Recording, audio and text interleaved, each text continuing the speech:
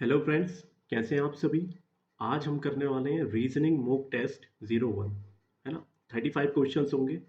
आपको video pause करके question को पढ़ना है, खुद से सॉल्व करना है और फिर मैं वन बाय वन सॉल्व कराता जाऊंगा। है ना। ये चीज़ आपको माइंड में याद रखना है कि मुझे पॉज करके खुद सॉल्व करना है, फिर उसको मैं बताऊंगा।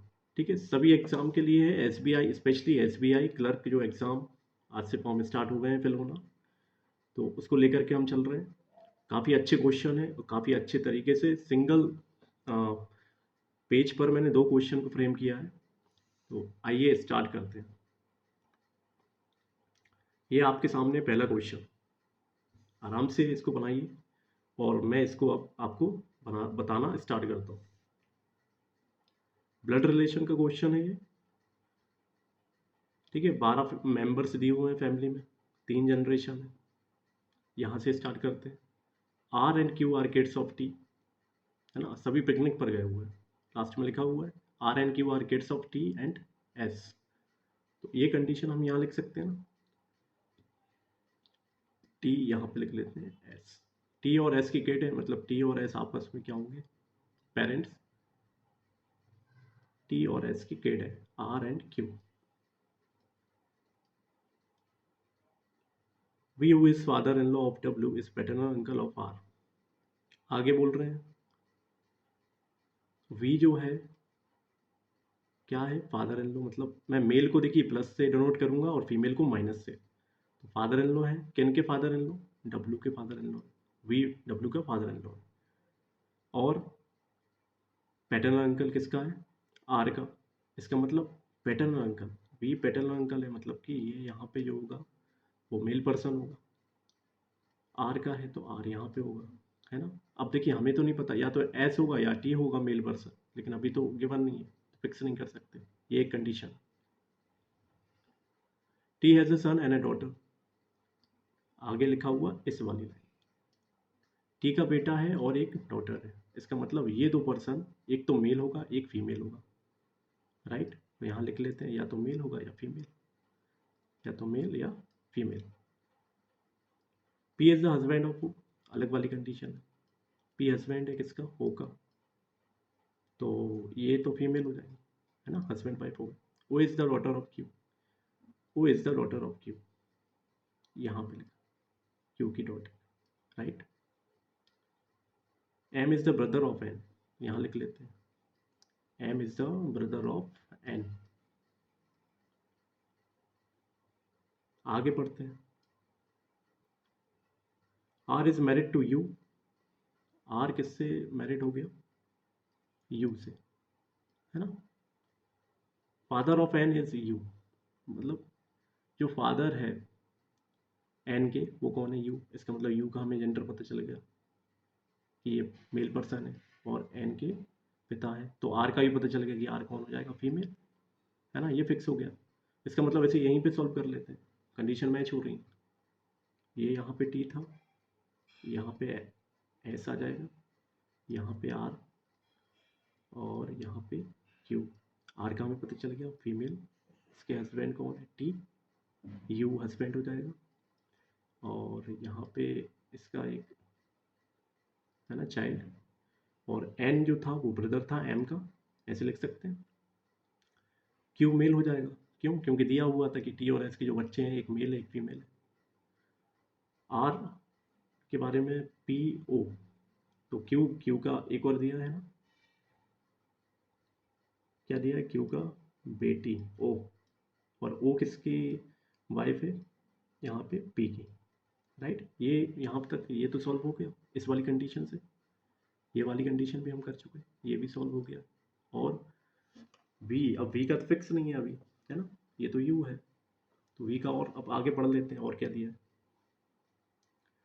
Father of N is U, U who has only one daughter. U की केवल एक डॉटर है, इसका मतलब ये तो ब्रदर है, तो एन कौन हो जाएगा, फीमेल। ओनली वन डॉटर दिया है। S is the father in law of you.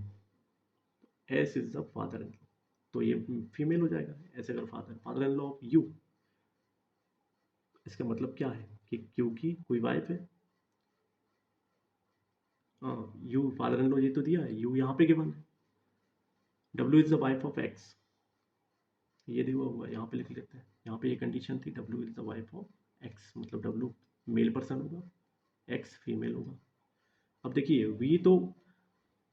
V uncle थे ना, है ना, V यहाँ पे गिवन था, पैटर्नल अंकल थे, तो S फादर है, तो V यहाँ पे इसका भाई हो जाएगा। पैटर्नल अंकल किसके थे? R के, है ना। V का एक कौन था बच्चा? W की वाइफ कौन है? X। ये हमारी कंडीशन है ना। ये तो कुछ नहीं है, ये तो होंगे नहीं, यहाँ पे था U। तो ये हमारा पूरी जो ब्लड रिलेशन था वो सॉल्व हो गया है। अब एक बार क्वेश्चन देखते हैं। 4 of the 5 are like in a certain way and hence form a group। तो यहाँ पे पूछा है कौन सा ग्रुप से बिलोंग नहीं करता है। तो देख लेते हैं क्यू यहाँ पे मेल है, पी देख लेते हैं, पी भी मेल है, ओ को देख लेते हैं, ओ फीमेल है, एम को और चेक कर लेते हैं, एम मेल है, एन भी एन का फीमेल है। तो देख ले, अब हस्बैंड वाइफ का देख लेते हैं, है ना। क्यू मतलब वैसे तो मेल फीमेल में तो कुछ नहीं हो रहा, कुछ रिलेट नहीं कर पा रहे ना, डज नॉट बिलोंग करना। क्यू देख लेते, क्यू मैरिड नहीं है यहाँ पे, है ना। पी मैरिड है, ओ भी मैरिड है, एम भी मैरिड है, एन भी मैरिड है, मतलब क्यू यहाँ पे मैरिड नहीं है, ये ऑड है। राइट आंसर ऑप्शन नंबर 1 हो जाएगा। नेक्स्ट क्वेश्चन देख लेते हैं। देखिए 2 क्वेश्चन मैंने सिंगल पेज पे लिए, तो आप बहुत ही अच्छे से देखेंगे, एंजॉय करके इसको एक मूवी की तरह आप सॉल्व करें, क्वेश्चन अच्छे से देखें और प्रैक्टिस करते जाएं मेरे साथ। अब पूछा है डब्लू टी से कैसे रिलेट कर रहा है, तो यहाँ पे देखते हैं डब्लू कहाँ था, यहाँ पे टी से कैसे रिलेट कर रहा है, यहाँ पे। तो टी कौन है? आंट हो जाएगी डब्लू की, है ना। तो यहाँ पे डब्लू रिलेट कैसे कर रहा है, तो डब्लू कौन हो जाएगा? नीस। तो यहाँ पे नीस दिया हुआ है, ऑप्शन नंबर 3 राइट आंसर। यहाँ पे पूछा है how is N related to S, next वाले क्वेश्चन में एन रिलेट कैसे कर रहा है एस से, देख लेते हैं। एन यहाँ पे है, एस यहाँ पे, पूछा क्या है? एन का रिलेशन पूछा, तो एन कौन होगा? Grand daughter. एन कहाँ होगा? Granddaughter, option number C यहाँ पे हो जाएगा। अगले क्वेश्चन देख लेते हैं। ओके, अब नेक्स्ट क्वेश्चन आया है, हम ये वर्ड, ये यहाँ पे ये वर्ड दिया हुआ है, इस वर्ड से हमें पॉसिबल मीनिंग बनाना है, लेटर लेके, फर्स्ट लेटर, सेकंड, सेवेंथ और एट्थ, है ना, 4 लेटर हमें लेना है इस वर्ड से, और उसका हमें बताना क्या है? फर्स्ट लेटर बताना है उस वर्ड का। एक्स हम मार्क कब करेंगे? जब कोई वर्ड ही ना बने, और एम कब मार्क करेंगे? जब एक से ज़्यादा वर्ड बन जाता है। तो हम इस वर्ड से हम वो लेटर ले लेते हैं सबसे पहले। तो देखिए फर्स्ट लेना है, तो फर्स्ट में क्या है? ए। सेकेंड लेना है आर, और सेवेंथ लेना है, सेवेंथ कहाँ है? 3 4 5 6 7 ई, है ना। और एट्थ कौन सा है? सी। अब ये लेटर लिए हैं, इससे हमें एक मीनिंगफुल वर्ड बनाना है। क्या बना सकते हैं? देखो, अगर मैं इसको लिख दूँ, इसको लिख सकते हैं RACE, रेस। बन रहा है ना, रेस, दौड़। और क्या बना सकते हैं? कि कुछ और भी बना सकते हैं, हाँ, CARE, केयर। देखिए 2 वर्ड बन गए। अगर एक से ज़्यादा बन रहा है तो हमें आंसर एम बना देना। तो हम आंसर कहाँ है? 5 नंबर पे। तो option number 5 is the right answer, है ना। 5वें नंबर का ऑप्शन है एम, हमारा सही आंसर हो जाएगा। अब इस क्वेश्चन में हमें ये नहीं देखना कि बन कितने रहे हैं। देखिए हमारा एक से ज़्यादा बन गया तो आंसर हो गया। वैसे तो एक और बन सकता है, इस AREC से क्या बन सकता है? एकड़, ACRE, एकड़। ये फील्ड के लिए वर्ड यूज होता है, ये भी बन सकता है ना। आई होप आपको समझ आ गया होगा। चलिए नेक्स्ट करते हैं। देखिए बहुत ही प्यारे स्लॉक्स क्वेश्चन मैंने डाले, स्लॉक क्वेश्चन करते हैं हमें ना। कॉमनली नोन फैक्ट्स हमें बताना है, लॉजिकल फॉलो हो रहे हैं या नहीं। तो स्टेटमेंट दिया, हम इसको स्टार्ट कर देते हैं। Only a few watches are electric. तो इसको कैसे लिख सकते हैं? फ्यू वॉचेस, डब्ल्यू लेते हैं वॉचेस का, फ्यू वॉचेस आर इलेक्ट्रिक, है ना। ओनली अ फ्यू लगा हुआ है, मतलब सिर्फ और सिर्फ कुछ ही होंगे। नो वॉचेस आर रिंग, यहाँ पे लिख लेते हैं नो वॉचेस आर रिंग, ठीक है। कंक्लूजन देख लेते हैं। सम इलेक्ट्रिक आर रिंग, क्या कुछ इलेक्ट्रिक रिंग है? तो नहीं है। देखिए कहीं रिलेशन दिख रहा है क्या? नहीं है ना, तो ये तो गलत हो गया। Some electric can never be ring, कुछ इलेक्ट्रिक जो है, कुछ इलेक्ट्रिक, ये क्या वो कभी रिंग नहीं हो सकती? तो बिल्कुल नहीं हो सकती ना। क्यों? क्योंकि ये डब्लू का जो पार्ट है पूरा, वो कभी रिंग नहीं हो सकता, है ना। इसलिए ये जो ई का हिस्सा है डब्ल्यू के अंदर, ये कभी रिंग तो नहीं हो सकता, है ना, इसलिए ये ऑप्शन क्या हो जाएगा, राइट। तो इसका राइट आंसर क्या होगा, ऑप्शन नंबर 2, ओनली 2 फॉलोज। ये वाला देखते हैं एक बार, फ्यू एन आर जी यहाँ पे लिख लेते हैं। फ्यू मतलब कुछ, एन जो है वो जी है, ऑल जी आर टी मतलब सारे जी क्या है, टी है। All N being T is a possibility, मतलब ये जो एन है ये क्या टी हो सकते हैं सभी के सभी, तो बिल्कुल हो सकते हैं ना। मैं अगर इसके अंदर भी कर दूं तब भी कोई चेंज तो नहीं होगा स्टेटमेंट, तो मतलब ये तो हो सकता है। सम टी आर जी, क्या कुछ टी जी है, हाँ तो जी तो इसके अंदर है, तो कुछ टी आर जी भी हो सकता है। मतलब इसका राइट आंसर क्या होने वाला है, ये option number 5, both conclusion 1 and 2 follow. आगे वाले क्वेश्चन करते हैं। Only a few hairs are white, यहाँ पे देखते हैं, ओनली अ फ्यू लगा तो ओनली अ फ्यू बना लेते हैं, वाइट और हेयर आर वाइट, ठीक है, कुछ ही हेयर जो है वाइट होंगे। Only a few white are sky, कुछ ही वाइट जो है वो स्काई होंगे। All hair are sky, conclusion पढ़ रहा है ना, ऑल हेयर आर स्काई, पहला कंक्लूजन, क्या सभी हेयर स्काई हो सकते हैं क्या। देखिए ये वाला पार्ट, ये वाला पार्ट हो सकता है ना, लेकिन पॉसिबिलिटी तो नहीं दी है इसमें, क्या सभी हेयर स्काई है, तो पॉसिबिलिटी नहीं है, मतलब ये तो गलत हो गया। सम हेयर आर नॉट स्काई, कि कुछ हेयर स्काई नहीं है, तो देखिए ये ट्रू नहीं है, ये फॉल्स है ना, क्योंकि ये तो गिवन ही नहीं है कि कुछ कुछ स्काई नहीं है, तो हो भी तो सकते हैं। अगर मैं बना दूं यहाँ पे ऐसे, ऐसे भी तो बना सकता था, ऐसे बना देता, तो कुछ स्टेटमेंट में तो फर्क नहीं पड़ता, इसका मतलब ये भी गलत है। लेकिन क्या नीदर वन नीदर टू होगा, नहीं होगा, क्यों नहीं होगा, क्योंकि देखिए यहाँ पे एलिमेंट है, देखिए सबसे पहले ये वाला, ये दोनों ही एलिमेंट सेम है ना, और दोनों ही इंडिविजुअल जो स्टेट कंक्लूजन है वो भी फॉल्स हो रहा है ना, फर्स्ट और सेकंड दोनों इंडिविजुअली फॉल्स हो रहा है ना, अलग अलग दोनों गलत हो रहा है। उसके बाद एक और कंडीशन यहाँ आ रही है, वो क्या, कि इनका कॉम्प्लीमेंट्री पेयर बन रहा है, कैसा, सम ऑल और सम नॉट वाला केस बन रहा है, सम नॉट वाला। तो ये कंडीशन अगर फुलफिल हो जाती है तो ईदर और केस हो जाता है, राइट, कैसा हो जाता है, ईदर और। तो इसमें जो राइट आंसर होगा ऑप्शन नंबर 4, ईदर 1 और 2 फॉलो। हाँ अगला क्वेश्चन पढ़ते हैं। No cap is a stool, ठीक है लिख लेते हैं, no cap is a stool, है ना।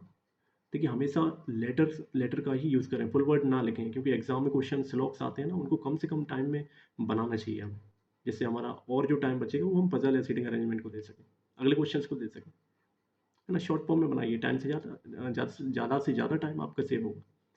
फ्यू टूल्स आर टेबल्स, तो फ्यू स्टूल्स आर टेबल यहाँ लिख लेता हूँ, तो कुछ ही स्टूल जो है वो टेबल है। कंक्लूजन क्या कह रहा है, some tables are not cap, some tables ये आर नॉट कैप, तो देखिए कोई भी कैप जो है वो स्टूल नहीं है, तो ये वाला जो हिस्सा होगा वो कभी कैप नहीं होगा, है ना, तो ये तो ट्रू हो गया। All cap is table is a possibility, देखते हैं all cap is a table is a possibility, तो पॉसिबिलिटी में तो हम कैप रख सकते हैं ना यहाँ अंदर, इसके बाद इसको हम नो कैप स्टूल यहाँ सेटिस्फाई करा सकते हैं। इसका मतलब जो सारे ही कैप है वो टेबल हो सकते हैं, राइट। तो इसका राइट आंसर क्या हो जाएगा, both follow, like both conclusion 1 and 2 follow. एक और क्वेश्चन, अच्छा प्यारा सा क्वेश्चन है, इसको भी कर लेते हैं। ऑल डोर्स आर वॉल, लिख लेते हैं यहाँ पे, only a few floors are wall, तो ओनली अ फ्यू फ्लोर्स यहाँ बनाते हैं, फ्यू फ्लोर्स है, मतलब ये कुछ हिस्सा, कुछ ही हिस्सा इसका वॉल का होगा। ऑल फ्लोर इज और wing doors is a possibility, तो सारे ही फ्लोर डोर हो सकते हैं क्या भाई।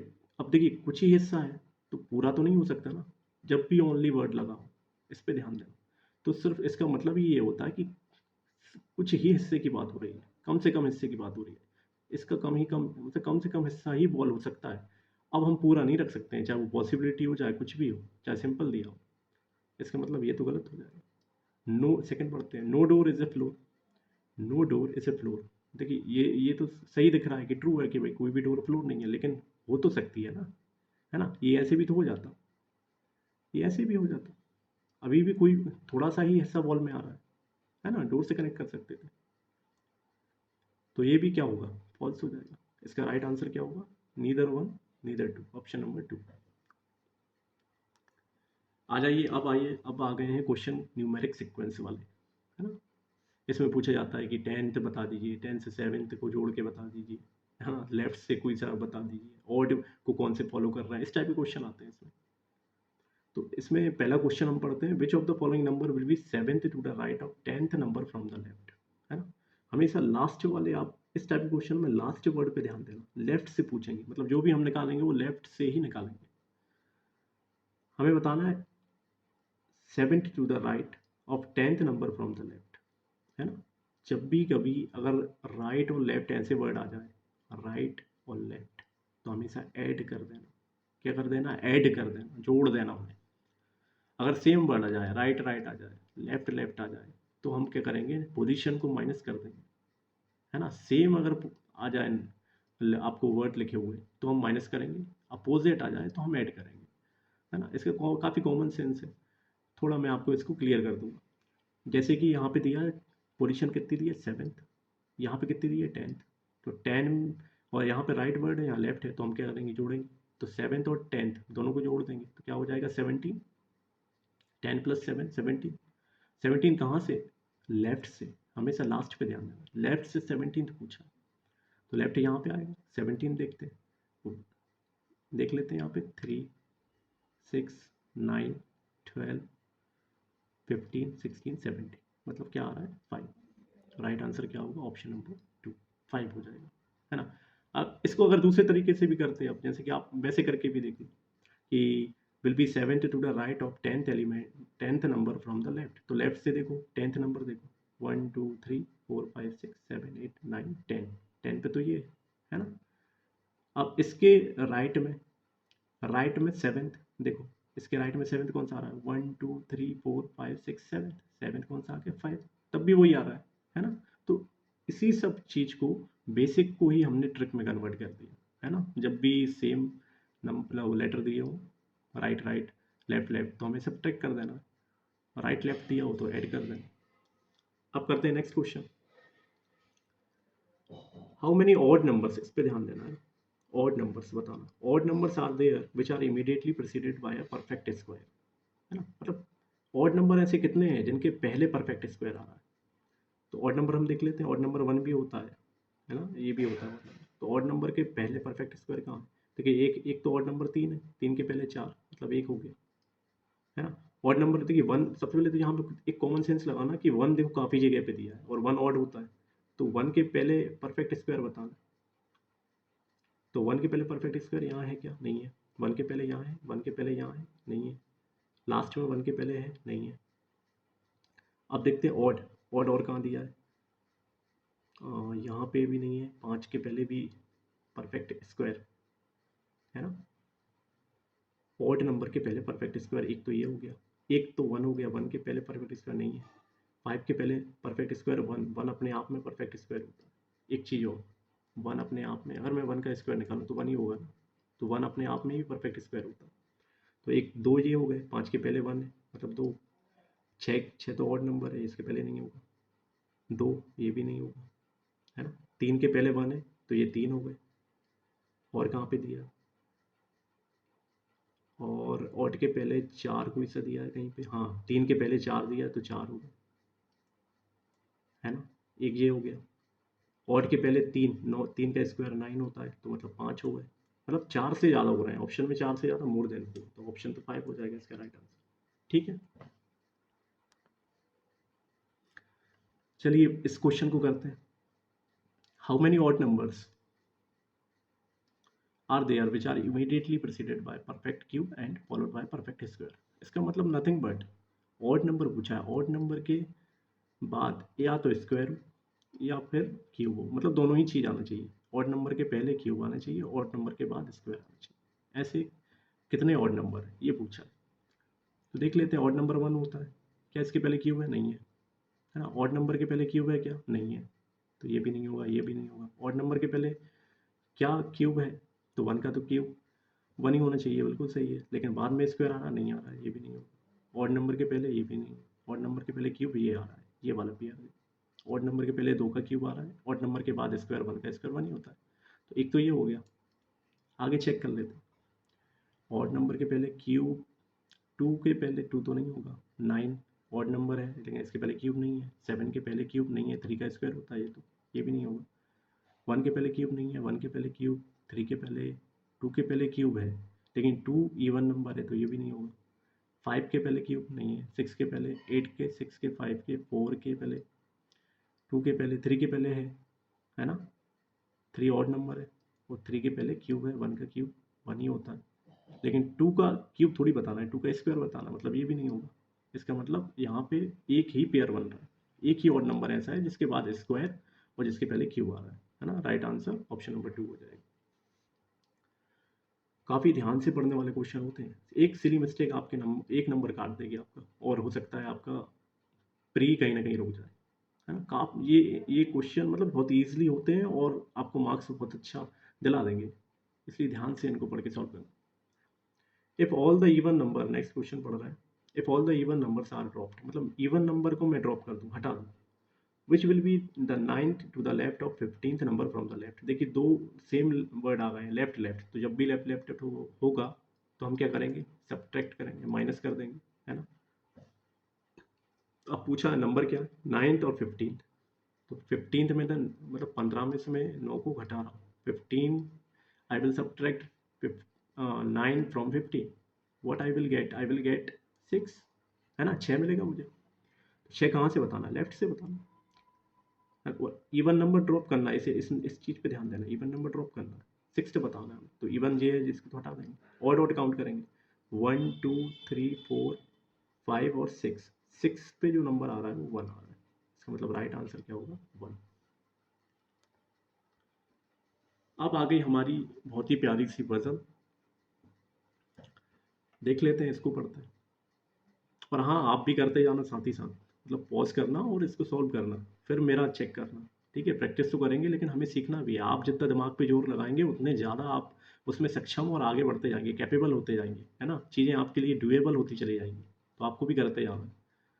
पढ़ते हैं। 8 पीपल हैं, ठीक है, स्क्वायर टेबल पे बैठे हुए हैं, 4 कॉर्नर पे बैठे हैं, 4 मिडिल में बैठे हुए हैं। तो कॉर्नर वाले जो है वो सेंटर फेस करे हुए हैं, है ना, और जो मिडिल वाले हैं जो बीच में बैठे हैं वो आउटसाइड फेस करेंगे। तो इसको हम पहले बना लेते हैं, यहीं पे बना लेते हैं।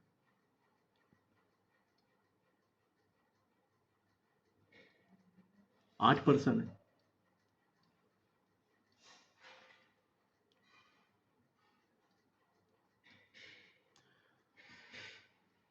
कॉर्नर वाले जो थे सेंटर फेस करे हुए थे, है ना, वो सिटिंग एट द कॉर्नर और फेसिंग द सेंटर। कॉर्नर वाले हम सेंटर में फेस करवा देते हैं और जो सेंटर वाले मिडिल में बैठे हुए हैं उनको आउट फेस करा देते हैं। क्वेश्चन को सॉल्व करना स्टार्ट कर देते हैं। U is sitting second to the left of W. देखिए इस टाइप क्वेश्चन में आपको ऐसा स्टेटमेंट ढूंढना है जिसमें फिक्स हो रहा हो, कोई सा एक एलिमेंट फिक्स हो रहा हो। तो देखिए ये तो फिक्स है नहीं, है ना, डब्ल्यू के लेफ्ट में सेकंड, मतलब ये तो फिक्स नहीं है। अब मैं कंडीशन नहीं लिखना, इस टाइप के क्वेश्चन में कंडीशन सोच रहा हूँ ना लिखूँ, यहाँ जरूरत पड़ेगी वहाँ लिख लेंगे। S is sitting second to the right of P, यहाँ पे भी गिवन नहीं है। T who is not facing inside, देखो ये मिल गया, मतलब इनसाइड फेस नहीं करे टी, तो टी क्या आउटसाइड फेस करेगा, तो टी को मैं कहीं पे भी बिठा सकता हूँ, मैं यहाँ बिठा देता हूँ। टी से रिलेट कोई, अब देखते हैं टी से रिलेटेड कौन सा स्टेटमेंट दिया हुआ है। Facing inside, T who is not facing inside is sitting third to the right of R, तो आर, आर के राइट में थर्ड है, तो आर को मैं यहाँ तो नहीं बिठा सकता, यहाँ पे, क्योंकि ये तो इनसाइड फेस है, तो राइट तो इस साइड हो जाएगा, है ना। तो मैं आर को कहाँ बिठा सकता हूँ, यहाँ पे, एक ही प्लेस है, मैं आर को यहाँ बिठा रहा हूँ। आर के राइट में फर्स्ट सेकंड थर्ड, टी हो गया। R who is not, who is the immediate neighbour of both V and U, मतलब वी और यू का नेबर हो जाएगा आर। तो देखिए वी और यू यहाँ आ सकता है, यू और वी यहाँ आ सकता है, राइट, यू और वी यहाँ आ सकता है, ठीक है। You is one of the immediate neighbour of Q, मतलब क्यू कहाँ आ सकता है, यहाँ भी आ सकता है, क्यू कहाँ आ सकता है, यहाँ भी आ सकता है, ठीक है। 2 person are sitting between U and P, तो यू और पी के बीच में 2 पर्सन आ गए, है ना। लेकिन ऊपर का हमने एक स्टेटमेंट अभी नहीं पढ़ा है, कौन सा, ये वाला, U is sitting second to the left of W और S is sitting second to the right of P. W के लेफ्ट में सेकेंड यू, अगर डब्लू देखो यहाँ पे बैठाया मैंने, डब्लू यहाँ तो आ ही नहीं सकता, है ना, और डब्लू को मैं यहाँ लिख नहीं सकता क्योंकि वी यू यहाँ तो फिक्स ही रहेंगे, तो यू कहाँ पे नहीं आ सकता, यहाँ पे तो आ ही नहीं सकता, इसका मतलब एग्जैक्ट वी यहाँ आ जाएगा, यू यहाँ नहीं आएगा, और यू यहाँ आएगा तो वी यहाँ नहीं आएगा। ठीक है, ये चीज़ समझ पाए आप? क्यों? क्योंकि डब्लू के लेफ्ट में सेकेंड यू बैठा था, तो डब्लू कहाँ आएगा, यहाँ पे, लेफ्ट में सेकेंड यू हो गया। एक और स्टेटमेंट दिया था, क्या दिया था, यू और पी के बीच में 2 पर्सन, तो यू यहाँ पे, तो पी 1 2 पी यहाँ भी आ सकता है, 1 2 पी यहाँ भी आ सकता है, लेकिन एक और चीज़ दी थी कि यू का जो नेबर है वो क्यू है, तो क्यू कहाँ पे आएगा, यहीं पे आएगा, और तो कहीं नहीं आ सकता, मतलब ये क्यू यहाँ नहीं आएगा। अब देखते हैं पी कहाँ आ सकता, पी यहाँ भी आ सकता, पी यहाँ भी आ सकता, लेकिन एक और चीज़ दी कि S is sitting second to the right of P, तो पी के राइट में सेकेंड है ना, पी यहाँ बैठाएंगे तो फिर राइट में सेकेंड एस नहीं आ सकता, तो पी कहाँ आएगा, यहाँ पे, तो पी के राइट में सेकेंड फर्स्ट सेकेंड, यहाँ पे क्या आ जाएगा, एस। तो देखिए मेरी सिंगल पॉसिबिलिटी में ही ये स्क्वायर बेस्ड जो पजल थी वो सॉल्व हो गई। अब हम क्वेश्चन पढ़ लेते हैं। Who is sitting exactly opposite to U, exact opposite U के कौन बैठा है, देखो टी बैठा है, टी कहाँ पे दिया, ऑप्शन 5, ये हो जाएगा।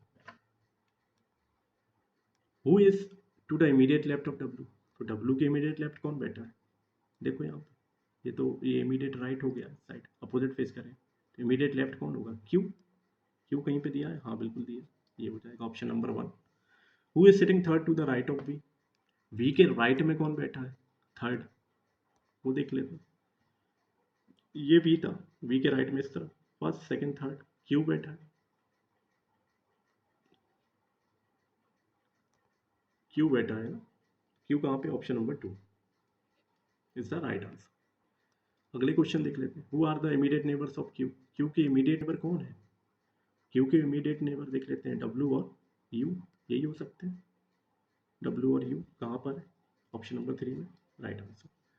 ठीक है, who among the following are facing inside, अब इनसाइड कौन फेस किया हुआ है, तो वो देख लेते हैं कि इनसाइड कौन से एलिमेंट हैं जो फेस नीचे मतलब इनसाइड करे हुए हैं। इनसाइड वाले ये कॉर्नर पे थे, क्यू एस पी और आर, क्यू एस पी और आर कहाँ पे दिया है, क्यू एस पी आर, ये option number 4 is the right answer. चलिए अब आगे करते हैं। देखिए आगे ब्यूटीफुल एक और आपको मिलेगा, है ना, ब्यूटीफुल पजल मिल गया, 7 पर्सन, पढ़ो इनको, 7 पर्सन है, सेम कंपनी में काम कर रहे हैं, डिफरेंट डिजाइनेशन है, तो 7 पर्सन है, बट जरूरी नहीं कि सेम ऑर्डर में हो, they have different designation starting from clerk, clerk से स्टार्ट कर रहे हैं, but director is the top most post of the company, company की सबसे टॉप वाली पोस्ट है डायरेक्टर, है ना, और क्लर्क जो है वो लोअर मोस्ट है, ठीक है, कंपनी में। इसका मतलब यहाँ से यहाँ तक तो हम बना ही लेते हैं, पहले इसको सेट कर लेते हैं, पोजीशन जो दी हुई है, टॉप मोस्ट कौन सी दी है, डायरेक्टर, लिख लो, ठीक है भैया, डायरेक्टर। उसके बाद क्या था, जनरल मैनेजर, लिख लेते हैं, जनरल मैनेजर, जनरल मैनेजर के बाद assistant general manager, AGM, short form में ही लिखेंगे हम, है ना, पूरा पूरा नहीं लिखेंगे, और इसके बाद था मैनेजर, इसके बाद असिस्टेंट मैनेजर, इसके बाद ऑफिसर, और एक और हमारा रह गया, वो क्या, क्लर्क, ठीक है, 7 ही पर्सन है, 1 2 3 4 5 6 7, ठीक।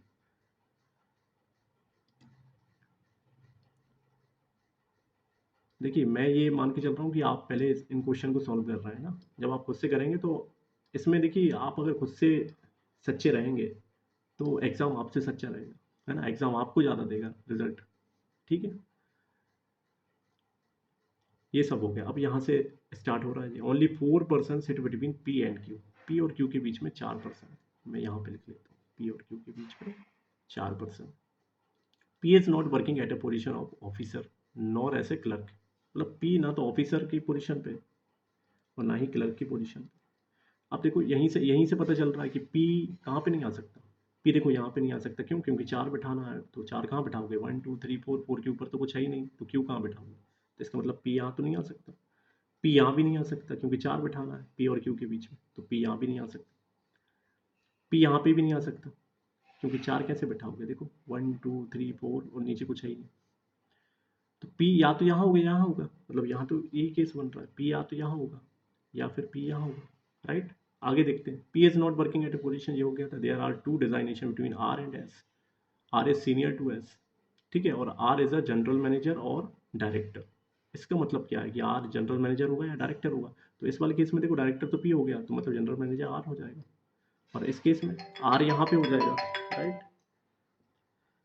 ओके, इसके बाद हम क्या कर सकते हैं, आगे स्टेटमेंट देखो, आगे वाला स्टेटमेंट पढ़ते हैं।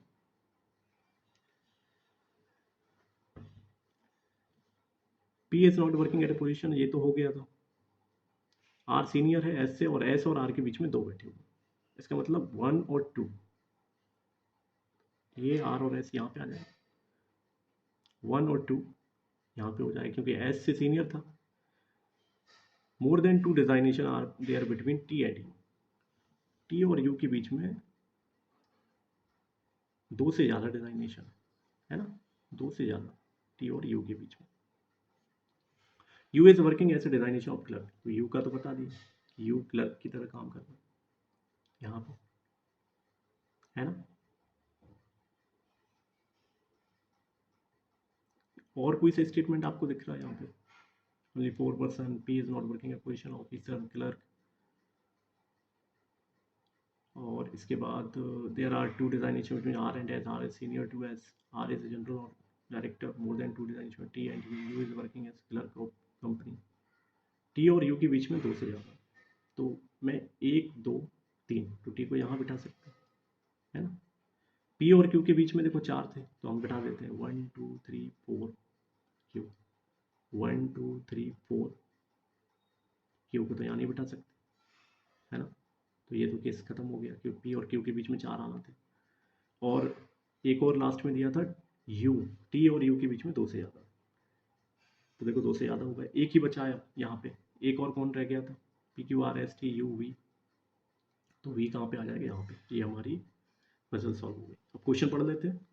Which of the following person working as a officer, officer की तरह कौन काम कर रहा है, क्यों काम कर रहा है, ऑप्शन नंबर 2 आंसर हो जाएगा। ये स्टेटमेंट बेस है, इस क्वेश्चन को लिया है, तो इसको सॉल्व करते हैं। Which of the following statement is correct regarding V, V as a manager, हाँ बिल्कुल मैनेजर है, अभी हमने देखा लास्ट में वी बचा था, तो वी तो मैनेजर ही था, देखो वी तो मैनेजर था। To the position which is just above V is T position, V के जस्ट ऊपर वाली पोजीशन टी की है क्या, तो देखो वी के जस्ट ऊपर टी की पोजीशन, बिल्कुल सही, ये भी सही है। Two designation between P and V, तो देखो यहाँ पे पी और वी के बीच में, ये पी है ये वी है, 2 डिजाइनेशन आ रहे हैं, राइट, तो ये भी सही होगा। इसका मतलब क्या हुआ, all statement are correct. Whose designation is just above the S designation, है ना, एस के जस्ट ऊपर वाला किसका डिजाइनेशन है, देख लेते हैं क्वेश्चन। एस के जस्ट ऊपर वी है, वी कौन है, मैनेजर, यहाँ पे देखते हैं, तो वी भी हो गया, एक तो ऑप्शन नंबर 3 में दिया, एक ऑप्शन नंबर 1 में भी दिया था, वन हुज डिजाइनेशन मैनेजर। तो जल्दी जल्दी में कई बार हम ये क्वेश्चन, इस टाइप के क्वेश्चन गलत करके आ जाते हैं एग्जाम में, क्योंकि हम एक पढ़ लेते हैं ये सही है, इसको टिक किया आगे बढ़ गए, लेकिन यहाँ पे देखो वी दिया और मैनेजर भी दिया, दोनों सेम है, तो राइट आंसर क्या होगा, option number 5, both option 1 and 3। एक और क्वेश्चन, हाँ ये, how many designation between P and V, P और वी के बीच में कितने डिजाइनेशन है, देखो 2 ही डिजाइनेशन, पी यहाँ पे वी यहाँ पे, तो 2 डिजाइनेशन, मतलब option number 4। On which position does R working, R कौन सी पोजीशन पे वर्क कर रहा है, आर जनरल मैनेजर की तरह वर्क कर रहा है ना। जनरल मैनेजर कहाँ पे, option number 3, right is, third option is the right answer. बहुत ही प्यारे क्वेश्चन लिए हैं, देखिए इनइक्वलिटी के क्वेश्चन काफ़ी आसान होते हैं और काफ़ी स्पीड में होते हैं, सेकंड्स में होते हैं। यहाँ पे देखो स्टेटमेंट दिया, यहाँ पे कंक्लूजन, कंक्लूजन को देखेंगे, और इसमें एक चीज़ का ध्यान रखना कि गेट कहाँ से ओपन है, मतलब जो सिंबल होते हैं ग्रेटर देन लेस देन, तो जब भी ये सिंबल आपको दिखे, इसका देखा करें कि गेट मतलब इसका जो माउथ है वो कहाँ से ओपन है, जैसे कि डी और बी, इसका मैं अगर पूछूं आपसे माउथ कहाँ से ओपन है, तो आप बोलोगे डी साइड से, इसका बोलूँ एम और आर, तो किस साइड से ओपन है गेट, तो गेट ओपन है आर साइड से, है ना, ये चीज़ आप समझ पा रहे होंगे, इससे बनाना क्वेश्चन आसान होने वाला है।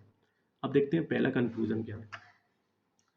पहला कंक्लूजन, डी से डब्ल्यू जाना है, तो डी से डब्ल्यू जाने के लिए मैं क्या करूँगा, डी यहाँ पे है ना, डी से एम जा सकता हूँ, एम से एल, और एल से के, के बाद तो मैं कहीं नहीं जा सकता, इसका मतलब ये तो स्टेटमेंट गलत हो गया। आर से एम, समझ पा रहे हो आप, क्योंकि मैं डी से एम गया, एम से एल एल तक जा रहा हूँ और एल से के तक जा पा रहा हूँ, लेकिन के से फिर आगे मैं जा ही नहीं पा रहा, इसलिए ये गलत हो गया। आर से एम, आर से एम, आर यहाँ पे, तो आर से मैं कहाँ जा सकता हूँ, डब्ल्यू क्यू, और डब्ल्यू क्यू के बाद तो कुछ है ही नहीं, तो मतलब ये भी गलत हो गया, है ना। आर से एम देख लेते हैं एक बार और, आर से डब्ल्यू, डब्ल्यू से मैं क्यू, क्यू के बाद कुछ दिया नहीं, है ना, नहीं जा सकता, मतलब ये भी गलत, ये भी गलत, तो इसका आंसर क्या हो जाएगा, none of the conclusion is true. ठीक, ये वाला स्टेटमेंट देखो, इसमें कंक्लूजन पढ़ते हैं, ई से टी या टी से ई। देखिए इस वाले साइन का मतलब होता है कि हम या तो यहाँ से भी जा सकते हैं और इस साइड से भी जा सकते हैं, दोनों ही साइड से कहीं से भी जा सकते हैं, तो हम ई से टी जाए या टी से ई, बात एक ही। यहाँ पे देखो टी से ई जा सकते हैं क्या, टी से एल से हो रहा है, टी से ए हो रहा है, ए से ओ से एल और एल से ई, है ना, जा पा रहे हैं, लेकिन साइन ये वाला नहीं आया, कहीं पर भी आपको दिख रहा है क्या ये साइन, ये नहीं आया, इसका मतलब ये तो गलत हो गया। टी से ई, टी से देखो एस, टी से ए से ओ से एल और एल से फिर ई गया, लेकिन एक साइन, मिनिमम एक साइन आया क्या, नहीं आया, तो इसका मतलब ये भी गलत है, हाँ मिनिमम एक आना चाहिए, जबकि आया ही नहीं। अब देखो यहाँ पे क्या सिचुएशन बन गई, आपको देखिए दोनों इंडिविजुअल गलत हुए, दोनों में एलिमेंट सेम हुए, ये चीज़ है ना, और दोनों को अगर मैं जोड़ दूँ, ऐड कर दूँ, तो मुझे ये वाला साइन मिल जाएगा, मिल जाएगा ना, दोनों को अगर मैं ले लूँ इक्वल्स टू और ग्रेटर देन, और ये वाला साइन दोनों को मिलाने पे यहाँ यूज़ हो रहा है सभी जगह, इसका मतलब इसमें जो कंडीशन बन गई वो ईदर वाली बन गई, ईदर वन और टू फॉलोज, ठीक है, ये ध्यान रखो। थर्ड वाला क्वेश्चन देखते हैं, थर्ड क्वेश्चन में क्या दिया, जी से पी जाना है, तो कुछ देखो जी यहाँ पे, लेकिन जी से पी तो जाएगा ही नहीं क्योंकि स्टार्टिंग में ही बंद हो गया, मतलब ये तो होना ही नहीं है फर्स्ट वाला। पी से जे, तो देखो पी से यू, यू से आई और आई से एच, एच से जे, मतलब सेकंड तो फॉलो हो रहा है, जा रहा है, इसका मतलब ओनली टू फॉलो, राइट, इसका राइट आंसर क्या हो गया, ओनली टू। अब आ जाते हैं सर्टेन वाली जो सीटिंग अरेंजमेंट है उस पर आते हैं, है ना। सर्टेन नंबर ऑफ पर्सन है, बैठे हुए हैं, नॉर्थ की तरफ फेस किए हुए हैं, यहाँ से हम देख लेते हैं, फिक्स स्टेटमेंट देखते हैं कहाँ पे दिया है, x is sitting second from the right hand, देखिए स्टार्टिंग में ही मिल गया, तो हम यहाँ पे बनाने की कोशिश करते हैं, राइट हैंड से सभी नॉर्थ में फेस करें, राइट हैंड मतलब ये होगा, तो एक्स कहाँ पे बैठा है, सेकंड, तो मैं एक्स को यहाँ पे ले सकता हूँ सेकंड, ठीक। 5% are sitting between X and P, तो एक्स और पी के बीच में मैं 5 यहीं बैठाऊंगा, इस तरफ तो एंड हो गया, इस तरफ तो कुछ नहीं हो रहा, खत्म। चार 1 2 3 4 5, एक्स और पी के बीच में कितने बैठा रहा हूँ, 5। E is sitting third to the right of C, और C is sitting immediate right of P, तो सी तो इमीडिएट राइट है पी के, ये वाले स्टेटमेंट, ये वाले, C is sitting immediate right of P, E is sitting third to the right of C, ठीक है, सी के राइट में third, first second third, E बैठा है तो ये यहाँ बैठ जाएगा। 7% R sitting to the left of E, ठीक है, ई का लेफ्ट कहाँ होगा, सभी नॉर्थ में फेस किए हुए हैं, इस चीज़ को ध्यान रखना, नॉर्थ तो लेफ्ट ये होगा, राइट ये होगा, तो राइट में, लेफ्ट में सेवेंथ, ई के लेफ्ट में सेवेंथ बोला है, 7% बैठे हैं, तो 1 2 3 4 5 6 और 7, बस इससे ज़्यादा नहीं बैठ सकते हैं, मतलब ये टोटल नंबर ऑफ पर्सन हमें पता चल गया। A sitting at one of the extreme end but not sitting immediately right of X, मतलब एक्स के इमीडिएट राइट तो ए नहीं बैठा है और ए एंड में बैठा है, तो ए कहाँ बैठेगा, यहीं पे इसी एंड पे बैठ पाएगा, है ना, यहाँ तो नहीं बैठ पाएगा। T is sitting 8 to the right of A, ठीक है, टी 8 तो बैठा है राइट में, राइट कहाँ होगा ए का, इस साइड, 1 2 3 4 5 6 7 8, तो टी कहाँ पे आ गया, यहाँ पे, and immediately left of X, ठीक है, ये तो हो गया। y is sitting second to the right of t, तो y कहाँ आएगा, यहाँ पे सेकंड, 1 2 सेकंड यहाँ पे y, 4% are sitting between y and r, 1 2 3 4, तो r कहाँ पे आएगा, यहाँ पे, ठीक है, ये हमारी सीटिंग अरेंजमेंट सॉल्व हो गई। अब हम क्वेश्चन पढ़ लेते हैं, who is sitting at the extreme left hand of the room, left hand पे कौन बैठा है, लेफ्ट यही है, ये लेफ्ट हो जाएगा, ये राइट हो जाएगा, लेफ्ट हैंड पे कौन बैठा है, ए, तो राइट आंसर कहाँ, ऑप्शन नंबर 2। फिर पूछा है what is the position of E from the right hand, तो ई की पोजीशन पूछी, ई की पोजीशन कहाँ पे थी, राइट हैंड से, 1 2 3 4, फोर्थ नंबर पे, फोर्थ नंबर कहाँ है, option number 4। How many seats are there in the room, देखो कितनी सीट्स थी, काउंट कर लेते हैं, ऐसे नहीं करना 1 2 3, ऐसे नहीं करना, आप 3 3 का पेयर बना लो। 3 6 3 9 और 2 11, कितनी जल्दी होगी, कितनी है टोटल 11, ऑप्शन नंबर 2 हो जाएगा राइट आंसर। अगले क्वेश्चन देखते हैं, how many person are sitting between C and T. तो सी और टी के बीच में कितने बैठे हुए हैं वो देखते हैं। देखिए सी यहाँ पे था, टी यहाँ पे था, तो कितने 1 2 3, 3 बैठे हुए हैं। राइट आंसर क्या होगा 3, ऑप्शन नंबर 3। वो is sitting immediate left of R. Immediate left of R कौन है, तो आर कहाँ पे था, ये आर नहीं है, ये तो राइट है, और ये सिंबल दी यूज़ किया मैंने, तो आर यहाँ पे था। इमीडिएट राइट पूछा है, क्या पूछा है देख लेते हैं एक बार। इमीडिएट लेफ्ट पूछा है, इमीडिएट लेफ्ट कौन हो जाएगा सी, तो इमीडिएट लेफ्ट हम निकालेंगे तो सी, सी कहाँ पे दिया है, ये ऑप्शन नंबर 1 पे। Right answer option number C. I hope आपसे क्वेश्चन बन रहे होंगे। देखिए सब एक और क्वेश्चन आता है, ये सिंगल 1 नंबर का क्वेश्चन आता है, लगभग हर एग्जाम में आता है। इसमें बताना पड़ता है पेयर कितने बन रहे हैं, फॉरवर्ड और बैकवर्ड, मतलब आगे की तरफ और पीछे की तरफ। तो इस टाइप के क्वेश्चन को मैं कैसे करता था, मैं आपको बता देता हूँ। मैं नंबर लिख लेता था, मतलब ये पी की जो पोजीशन है, जैसे अल्फ़ाबेटिकल जो नंबर्स जो लेटर्स होते हैं, जैसे ए से 26 तक, तो जेड 26 पे आता है, ए 1 पे आता है, ऐसे ही मैं पोजीशन के हिसाब से करता था। जैसे इसकी पोजीशन में लिखूँ, पी कितने नंबर पे, 16वें नंबर पे, ए कितने नंबर पे आता है, फर्स्ट नंबर पे, जी का पोजीशन वैल्यू 7 होती है, आई 9, इसके बाद एन 14, ए 1, टी का 20 और ई का आता है 5। ठीक है, अब कुछ नहीं करना है, काफ़ी सिंपल हो गया ये। कैसे मैं बताता हूँ। 16 के बाद 17 आता है, 17 के बाद 18, ऐसे काउंट करना है इंक्रीजिंग ऑर्डर में। जो नंबर होगा उससे इंक्रीजिंग ऑर्डर में हमको काउंट करते जाना है, जहाँ मैच हो जाएगा तो पेयर बन गया। ठीक है, 16 के बाद 17, 18, 19, 20, 21, 22, 23, एक भी नहीं आया, मतलब ये नहीं होगा। 1 के बाद देखिए 2 3 4 5 6 7 नहीं आ रहा, ये भी नहीं होगा। 7 के बाद 8 9 10 11 12 नहीं होगा। 9 के बाद देखो 10 11 12 13 नहीं होगा। 14 के बाद 15 16 17 नहीं होगा। 1 के बाद 2 3 नहीं होगा। 20 के बाद 21 नहीं होगा। 5 से अब पढ़ते हैं, है ना, 5 से अब बैकवर्ड में पढ़ते हैं। फॉरवर्ड तो देख लिया, एक भी पेयर नहीं बना। 5 से पढ़ते हैं, 5 के बाद आता है 6 7 8 9, देखिए ये आ गया, है ना। 5 के बाद क्या होगा 6 7 8 9, तो 9 देखिए मैच हो गया, पेयर बन गया, तो एक पेयर तो बन ही गया। और 9 के बाद देखिए 10 11 12 नहीं आ रहा। 20 से देखते हैं, 20 21 22, अब तो होगा ही नहीं, इतने बड़े है ही नहीं ये नंबर, तो कहीं पेयर होगा नहीं, ये कॉमन सेंस लगा लेते हैं। 1 से देखते हैं, 1 के बाद देखिए 2 3 4 5 6 नहीं आ रहा। 14 से देखते हैं, 15 16 17 18 नहीं आ रहा। 9 से देखते हैं, 10 11 12 नहीं आ रहा। 7 से 8 9 नहीं आ रहा। 1 से 2 होगा क्या, 16 से होगा, मतलब एक ही पेयर बन रहा है, एक ही पेयर बन रहा है ना, वो भी पीछे से। आप खुद देख लो, अब इसमें भी देख लो, आपको मैं बता देता हूँ। जैसे ई है, ई के बाद एफ जी एच आई, ये पेयर बन रहा था, ई और आई का पेयर बन रहा था, यहाँ पे आप मैच कर लो, वही बन रहा है। ठीक है, तो ये वाला मेथड से आप करोगे, बहुत आसान हो जाएगा। बड़े बड़े जो वर्ड्स आते हैं ना क्वेश्चन एग्जाम पेपर में, तो इसी मेथड से आसानी से हो जाते हैं। एक ही पेयर बन रहा था, राइट आंसर वन होगा। ये हमने टोटल, आपको पता भी नहीं चला, 35 क्वेश्चन कर लिए लगभग लगभग, मतलब एक क्वेश्चन और रह गया, तो इसको भी हम कर ही लेते हैं। 32 हो गए हैं टोटल, ये टोटल 3 और होंगे, हाँ, है ना। ये लास्ट के 3 क्वेश्चन है, इसको और हम करते हैं। देयर आर 7%, 7% दिए हुए। They are going to market purchase some items, है ना, वो पर आइटम को परचेज करना चाह रहा है। ओनली 3% रीच बिफोर डी, यहीं पे बना लेते हैं, मतलब डी के पहले केवल 3, इसका मतलब यहीं से हो गया ये तो। डी के पहले केवल 3, इसका मतलब 7 है टोटल, तो 4 तो ये हो गए, और नीचे कितने आएंगे 3, टोटल 7 हो गए। ई रीच बिफोर एफ एंड जी, मतलब, और F is not the last person, तो एफ तो यहाँ नहीं आ सकता लास्ट में। एक चीज़ क्या बोली है कि ई रीच बिफोर एफ, एफ के पहले ई पहुँच गया लेने के लिए, एंड जी के पहले भी पहुँच गया, तो जी यहाँ हो जाएगा। जी रीच बिफोर एफ, मतलब एफ के पहले जी हो गया, तो ये कैसा हो जाएगा, ई यहाँ आ गया, जी यहाँ आ गया, एफ यहाँ आ गया, ऐसा ऑर्डर बने। ठीक है, जी क्योंकि एफ के पहले गया है। G reach before F, A reach before C, C के पहले कौन चला गया, ए, बट आफ्टर डी, तो डी के बाद A. C is not the last person, तो सी यहाँ पे तो नहीं आएगा।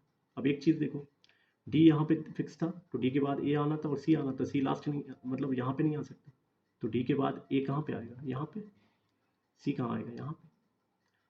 इसके बाद दिया था एफ तो लास्ट है नहीं, तो एफ कहाँ बैठेगा, देखिए ई अगर यहाँ बैठा दूँ, जी यहाँ बैठेगा और एफ यहाँ बैठ जाएगा, बस, और कोई तो पोजीशन है नहीं। अब कितना हो गया, ए बी रह गया, तो बी कहाँ बैठ जाएगा, यहाँ पे, ये फिक्स हो गया।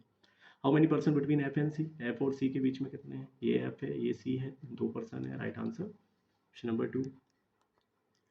How many person reaches market before F, F के पहले कितने लोग ऐसे हैं जो मार्केट चले गए, तो 2 ही पर्सन है, देखो एफ के पहले जी और ई, 2 ही पर्सन है, option number 2। Who reaches market immediate after A के जस्ट बाद कौन गया है ना, ए के बाद हो रहा है, ए के पहले नहीं हो रहा है, तो ए के बाद, ए के बाद मतलब ये सी की बात हो रही है, ए के पहले बोलते थोड़ी ये होता, ए के बाद सी, तो सी कहाँ पे दिया, ऑप्शन नंबर 3, राइट आंसर 3 होगा। आई होप देखिए सारे क्वेश्चन हमने कर लिए हैं, प्रैक्टिस भी हम अच्छे से कर ली है, आपने भी अच्छे से बनाए होंगे, और अगर आपसे कुछ नहीं भी बने तो आप एक बार और अच्छे से इसको देखना, आपसे हो जाएंगे। बहुत ही आसान क्वेश्चन है, मतलब शुरुआत कर रहे हैं मॉक टेस्ट की हम, और मैंने सारे क्वेश्चन कराए हैं। मैंने देखा यूट्यूब पे जितने भी टीचर्स होते हैं, अधिकतर टीचर्स क्या करते हैं, पूरे क्वेश्चन कराते ही नहीं है, बीच में छोड़ देते हैं, है ना, क्योंकि वो उनके बिजी शेड्यूल होते हैं, है ना। शेड्यूल मेरा भी मेरी लाइफ में, मेरी पर्सनल लाइफ में बिजी रहता है, लेकिन चूंकि मैं यहाँ पे आप एक कमिटमेंट किया है कि मैं आपको SBI क्लर्क की प्रिपरेशन कराऊंगा, तो मैं एग्ज़ाम लेवल के ही क्वेश्चन रखूंगा, ईजी से मॉडरेट लेवल तक रखूंगा, बीच बीच में कुछ डिफिकल्ट क्वेश्चन भी होंगे। आज फर्स्ट डे है, आप मेरे साथ जुड़िए, हम धीरे धीरे प्रैक्टिस करेंगे, और मैं प्रैक्टिस इतनी अच्छी लेवल की आपकी करा दूंगा कि आपको खुद एक फील कर पाओगे कि एग्ज़ाम में बैठने पे चीज़ें आसान सी नज़र आएंगी। और देखिए बिलीव करना, मैं पेपर दे के आता हूँ तो मुझे पता है कि क्वेश्चन कैसे आते हैं, तो पेपर भी आसान ही आते हैं, बस प्रैक्टिस आपकी अच्छी होना चाहिए, और वो प्रैक्टिस मैं करवाऊँगा, ठीक है। इस लेक्चर की PDF आपको टेलीग्राम चैनल से मिल जाएगी, है ना। हाँ, एग्ज़ाम सीट नाम है चैनल का, फ्री PDF मैं वहाँ अपलोड कर दूँगा, इसको भी वहीं शेयर कर दूँगा, तो आप वहाँ पे जुड़ जाना। मिलते हैं नेक्स्ट मॉक टेस्ट में, और मैं मैथ्स और इंग्लिश का भी बनाने की कोशिश करूँगा, ठीक है। अगर मुझे टाइम मिलेगा तो मैं इसका भी मॉक टेस्ट लेकर के आऊँगा, ठीक है। अभी फ़िलहाल रीजनिंग का था, और करते हैं, अब हम मिलेंगे नेक्स्ट लेक्चर में। Thank you so much.